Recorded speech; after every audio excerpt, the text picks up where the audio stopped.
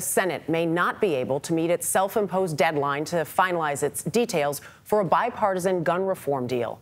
10 Democrats and 10 Republicans announced a compromise package last week to curb gun violence in the wake of recent mass shootings.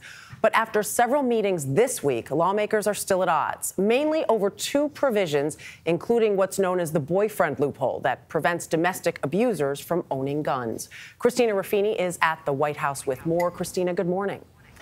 Good morning, Dana. Well, following those shootings in Uvalde and Buffalo, lawmakers vowed to come together and come up with common sense reform. But the longer it takes those senators to get that deal to the floor for a vote, the longer its detractors have to pick the legislation apart. As a teacher, I've imagined that scene in my own classroom again and again. Speaking to the National PTA Convention Friday, First Lady Jill Biden implored Congress to take action on gun control. We need to fight now for the lives of our children and for the safety of our schools. This week, a bipartisan group of senators announced they'd agreed to a basic framework of a deal, including enhanced background checks for gun buyers under 21 and new funding for school mental health and security programs. I'm more hopeful than ever that we have a handle on all of the issues.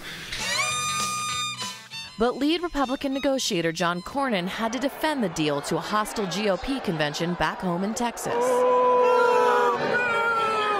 But I will not, under any circumstance, support new restrictions for law-abiding gun owners.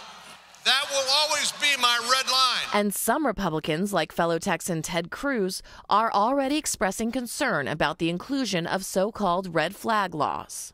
Anyone that tries to take away our Second Amendment rights, I will stand and fight to defend our liberties. Lead Democratic negotiator Connecticut's Chris Murphy says the group of senators has committed to move forward with the deal. I have continued confidence that we can write that framework into text, and we can have that before our colleagues next week. President Biden has endorsed the framework of this deal, so has Senate Minority Leader Mitch McConnell, but lawmakers still have to work out rules about what they want to do. There's a provision that would ban domestic abusers from buying guns. They're also at odds about what to do about sending money to states that have red flag laws that allow courts to confiscate guns from people they believe pose a risk. Michelle? A lot of work ahead. Christina, thank you.